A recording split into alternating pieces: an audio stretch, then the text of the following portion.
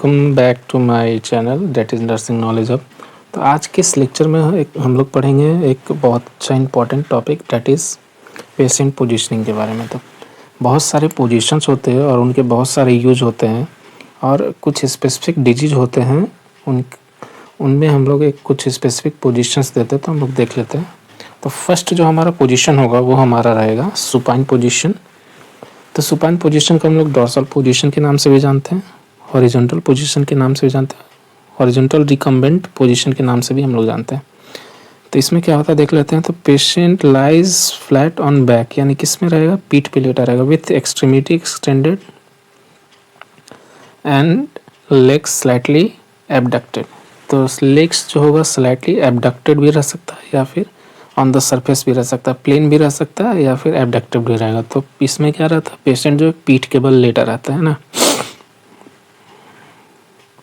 तो अगर पेशेंट जो है हमारा पीठ के बल लेटा है तो ये हो जाएगा हमारा सुपाइन पोजीशन या फिर डॉर्सल पोजीशन। इसका पर्पस क्या होता है यानी यूजेस क्या होता है हम लोग देख लेते हैं। तो फर्स्ट हमारा कंफर्ट के लिए यूज़ करते हैं, वाइटल साइन मेजरिंग के लिए यूज़ करते हैं, मेल कैथेटराइजेशन के लिए यूज़ करते हैं, सर्जरी ऑफ एंटीरियर पोजीशन के लिए यूज़ करते हैं। एंटीरियर पोजीशन मतलब यहाँ पे आगे का सर्जरी, अगर कोई भी सर्जरी आगे का हुआ है दैट इज़ थोरेसिक कैविटी में होता है या फिर एब्डोमिनल कैविटी में हुआ है तो उस केस में भी हम लोग क्या कर सकते हैं, सुपाइन पोजीशन देंगे। उसके बाद है physical examination of thorax, abdomen and heart. तो इन सभी कंडीशंस में हम लोग क्या करते हैं, सुपाइन पोजीशन देते हैं, है ना। अगला हमारा डॉर्सल रिकम्बेंट पोजीशन। तो रिकम्बेंट अगर कहीं भी वर्ड आ रहा है इसका मतलब क्या कि पैर जो रहेगा वो क्या रहेगा, मुड़ा हुआ रहेगा। तो पैर जब भी मुड़ा रहता है तो ये रहता है हमारा dorsal recumbent position. Dorsal recumbent यानी इसमें भी क्या रहेगा, पेशेंट पीठ के बल लेटा होगा, है ना, पीठ के बल लेटा होगा और इसमें भी क्या रहेगा, पैर थोड़ा सा मुड़ा हुआ रहेगा। तो ये रहता है सुपाइन पोजीशन विथ फ्लेक्स्ड नी। इसमें क्या रहता है, नेक्स्ट नी जो है हमारा वो क्या है, फ्लेक्स्ड है। ये क्या हमारा फ्लेक्स है। तो अगर फ्लेक्स्ड नी है तो इसको हम लोग बोलेंगे डॉर्सल रिकम्बेंट पोजीशन। इसका पर्पस क्या होता है देख लेते हैं। तो फर्स्ट पर्पस रेक्टल या वजाइनल एग्जामिनेशन और सेकेंड पर्पस है हमारा फीमेल कैथेटराइजेशन। तो इस केस में हम लोग इसका यूज़ करते हैं डॉर्सल रिकम्बेंट पोजीशन का। अगला है हमारा प्रोन पोजीशन। तो प्रोन पोजीशन में क्या होता है देख लेते हैं। Patient lies flat on abdomen with extremity lower extended, head turn towards the one side. तो इसमें क्या हो सकता है, जो पेशेंट रहता है वो फ्लैट लाई करता है किस पे, एब्डोमेन पे, जिसमें कि विथ लोअर एक्सट्रीमिटी एक्सटेंडेड, यानी पैर क्या रहेगा, फैला हुआ रहेगा ना, ठीक है, ये फैला हुआ रहता है, ठीक है। और हेड जो रहेगा या तो राइट साइड या तो लेफ्ट साइड टर्न रहता है, ठीक है। तो ये होता है हमारा प्रोन पोजीशन। प्रोन पोजीशन का ही मतलब हो गया क्या, पेशेंट जो है हमारा वो पेट के बल लेटा हुआ है, ठीक है। पर्पस क्या होता है, एग्जामिनेशन का पर्पस होता है, treatment and surgery of back, अगर सर्जरी हुआ है बैक का, ठीक है, या फिर बैक का सर्जरी चल रहा है, ट्रीटमेंट चल रहा है, उस केस में हम लोग इस प्रोन पोजीशन का यूज़ करते हैं। प्रिवेंट और थ्रोट ट्रीट प्रेशर अल्सर, ये क्या करता है, प्रेशर अल्सर को भी ट्रीट करने का काम करता है। हिप जॉइंट अगर हुआ है, हिप जॉइंट का अगर ट्रीटमेंट हो रहा है या फिर हिप रिप्लेसमेंट थेरेपी भी हो रहा है तो उस केस में भी हम लोग क्या करते हैं, प्रोन पोजीशन देते हैं।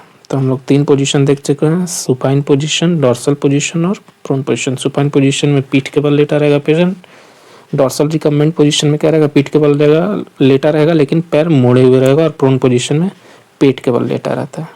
अगला हमारा लैटरल पोजीशन या फिर लेफ्ट साइड लाइंग पोजीशन। इसमें क्या होता है, patient lies flat and turns towards left side. इसमें क्या है, लेफ्ट साइड की साइड मुड़ जाएगा, lower leg extended and upper leg flexed, यानी जो एक पैर है यानी जो लोअर लेग है वो क्या रहेगा, एक्सटेंड रहेगा। यानी एक कहना का मतलब क्या है कि ये जो लोअर लेग है ये क्या रहेगा, एक्सटेंड रहेगा यानी सीधा रहेगा, और अपर लेग जो यानी जो ऊपर वाला लेग रहेगा वो क्या रहेगा, फ्लेक्स्ड रहेगा, ठीक है।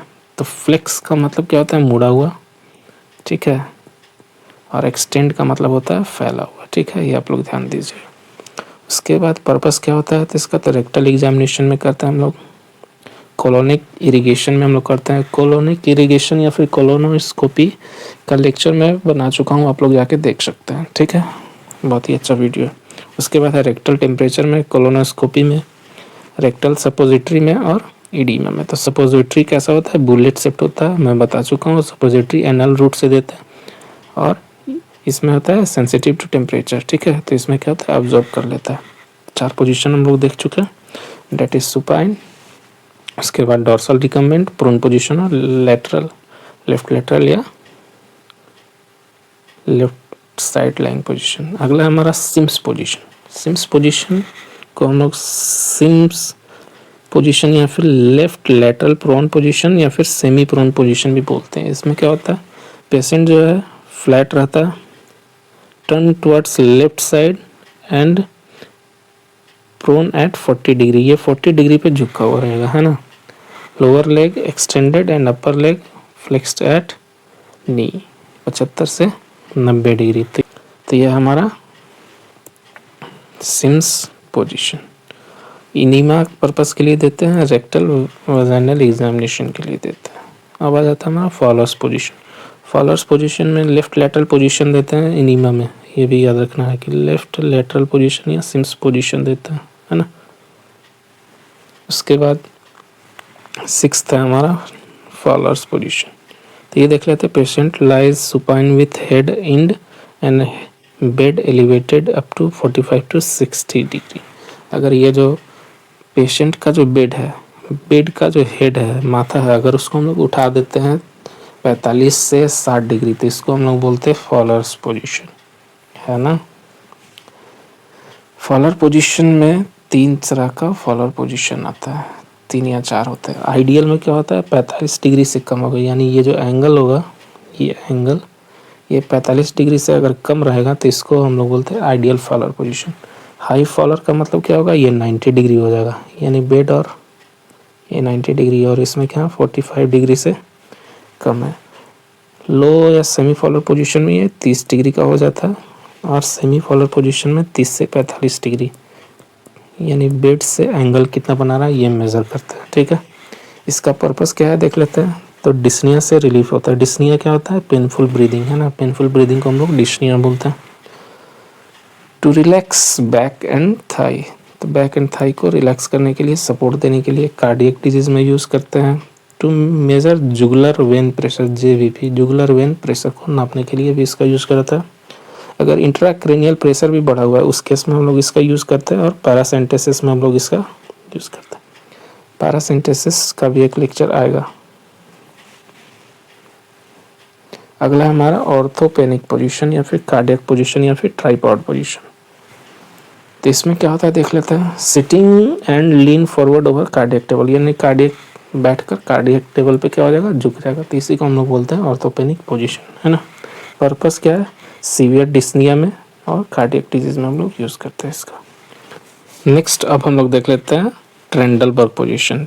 ट्रेंडलबर्ग पोजीशन क्या होता है ये अब हम लोग देख लेते हैं। तो ट्रेंडलबर्ग पोजीशन क्या, patient lie on supine position, ठीक है, with head 30 to 40 degree lower than the feet, ठीक है। तो 30 से 40 डिग्री जो इसका ये फिगर उल्टा है, ठीक है।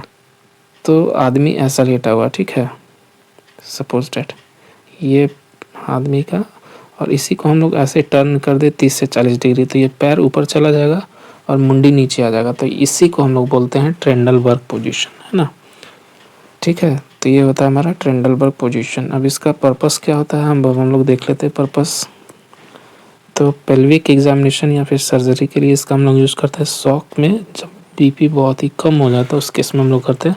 और पोस्टूरल ड्रेनेज में, तो पोस्टूरल ड्रेनेज में ट्रेंडलबर्ग का हम लोग इस्तेमाल करते हैं ना। ये फिगर गलत है, ठीक है। रिवर्स ट्रेंडलबर्ग या फिर एंटी ट्रेंडलबर्ग पोजीशन, इसमें क्या होता है, patient lies supine with head 30 से 40 degree above the upper feet. तो ये फिगर सही है। तो यह है रिवर्स ट्रेंडलबर्ग पोजीशन। इसी का जस्ट उल्टा हो जाएगा। तो अगर हेड मान लीजिए हम नीचे कर दे और पैर ऊपर कर दे तो यही हो जाएगा हमारा ट्रेंडलबर्ग पोजीशन। और रिवर्स ट्रेंडलबर्ग पोजीशन में क्या हमारा हेड जो है ऊपर है और पैर क्या है हमारा नीचे है 30 से 40 डिग्री। इसका जो है पर्पस क्या हो जाता है, GERD यानी गैस्ट्रोएसोफेजियल रिफ्लेक्स डिजीज। तो GERD में हम लोग जनरली इस्तेमाल करते हैं ताकि ये जो GERD में क्या होता है कि एसोफेजियल जो इंस्पेक्टर होता है वो काम नहीं करता है यहाँ पे। तो इससे क्या होता है, जो भी गैस्ट्रिक का जो कंटेंट रहता है वो ऊपर चला जाता है, जिससे कि उस पेशेंट को जलन महसूस होता है। इस पोजीशन में रखेंगे तो गैस्ट्रोएसोफेजियल नीचे आएगा, गैस्ट्रिक जो कंटेंट रहेगा वो नीचे आएगा, ऊपर नहीं जाएगा। तो ऊपर नहीं जाएगा तो उसको अच्छा फील होगा, है ना, इसीलिए इसमें हम लोग इस्तेमाल करते हैं।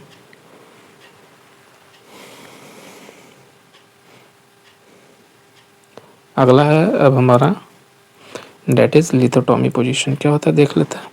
तो lithotomy position, patient lies supine with knee flexed. इसमें कैसा रहेगा, फ्लेक्स रहेगा and hip at 90 degree and feet are in S1 position.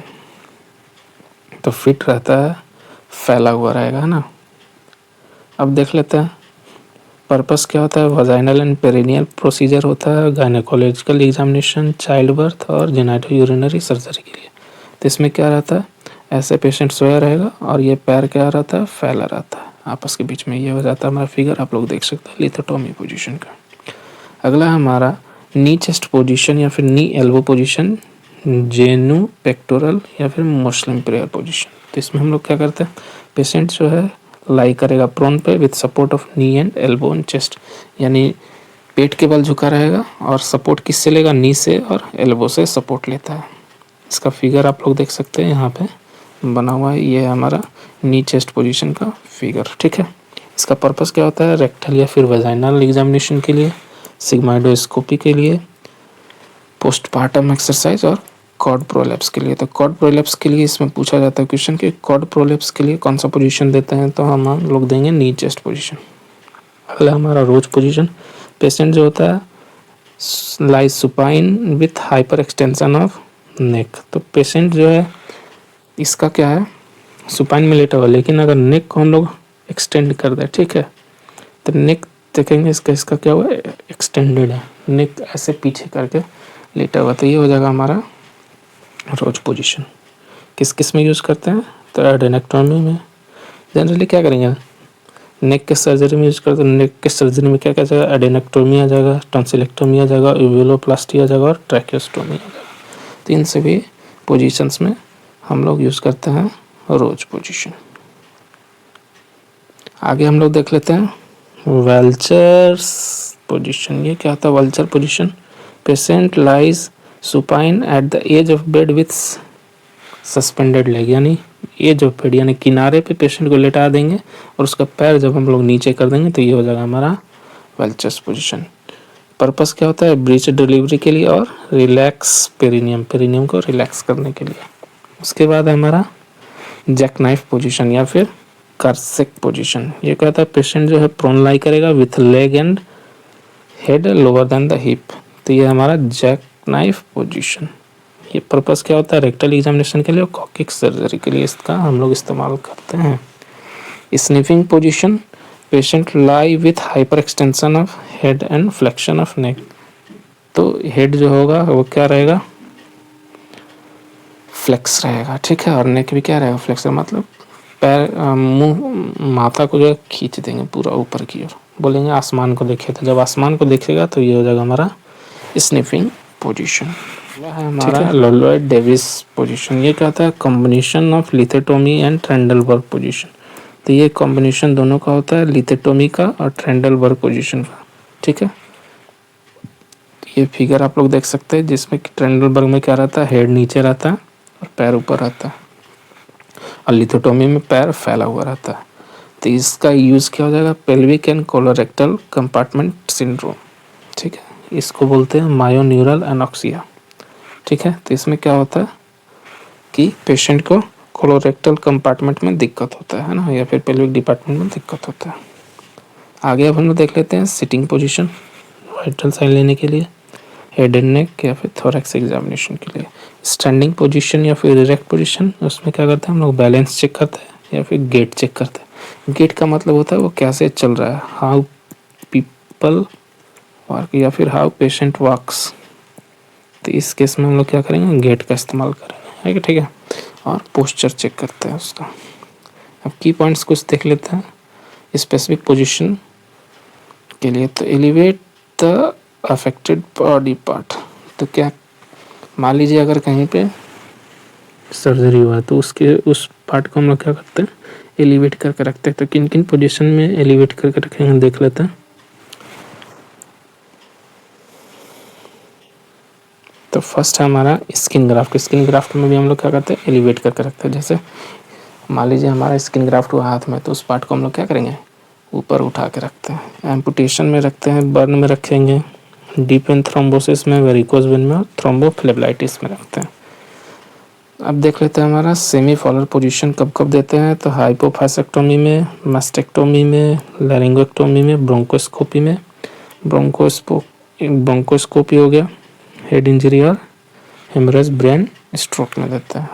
High faller position कब कब देते हैं, हार्ट फेलियर में देते हैं, अस्थमा में देते हैं और एनजी ट्यूब इंट्यूबेशन में देते हैं। ठीक है, तो एनजी ट्यूब एक इम्पॉर्टेंट है और हार्ट फेलियर का भी एक इम्पॉर्टेंट है, तो इसमें भी देख लेते हैं। जो जो इम्पोर्टेंट है उसमें हम लोग स्टार मार्क कर देंगे। अगला हमारा semi Fowler position to Fowler position कब कब देते हैं, इंक्रीज्ड आईसीपी में देते हैं, क्रैनियोटॉमी में देंगे, सेरेब्रल एन्यूरिज्म में देते हैं, कैटरेक्ट में देंगे, थायराइडेक्टोमी में देते हैं, गैस्ट्रिक लवाज एंड गवाज में देते हैं।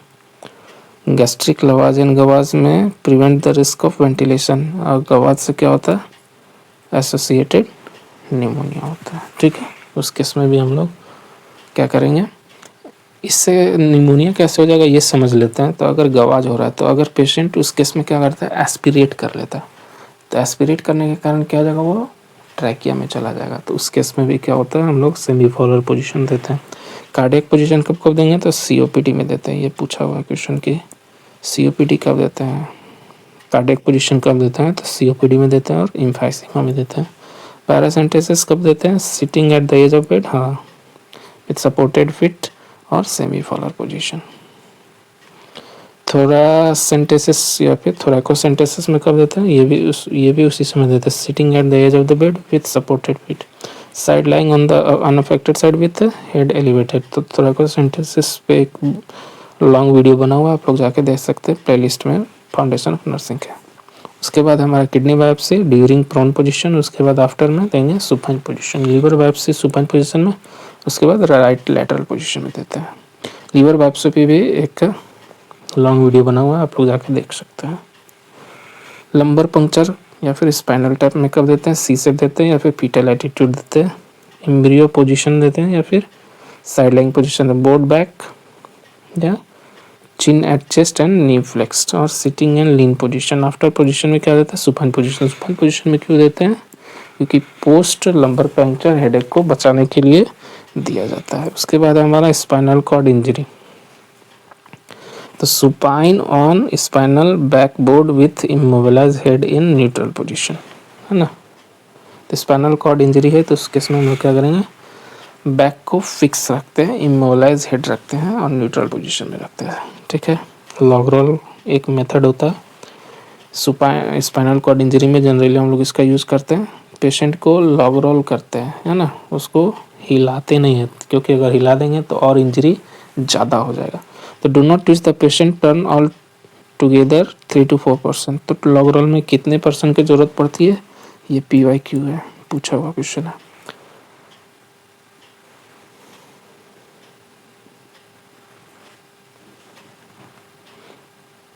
अगला अब हम लोग देख लेते हैं एयर एम्बोलिज्म पोजीशन। तो इसमें क्या होता है, लेफ्ट लेटरल ट्रायंगल पोजीशन हम लोग इसमें देते हैं। ठीक है, उसके बाद टॉन्सिलेक्टोमी में क्या देंगे, ड्यूरिंग रोज पोजीशन और आफ्टर प्रोन या फिर साइड लाइन पोजीशन देते हैं। रिकवरी आफ्टर जनरल एनेस्थीसिया में साइड लाइन पोजीशन देते हैं। एपिस्टैक्सिस में क्या देंगे, sitting and lean forward. Central venous pressure measurement में क्या देंगे, supine position, 0 point at the level of right atrium.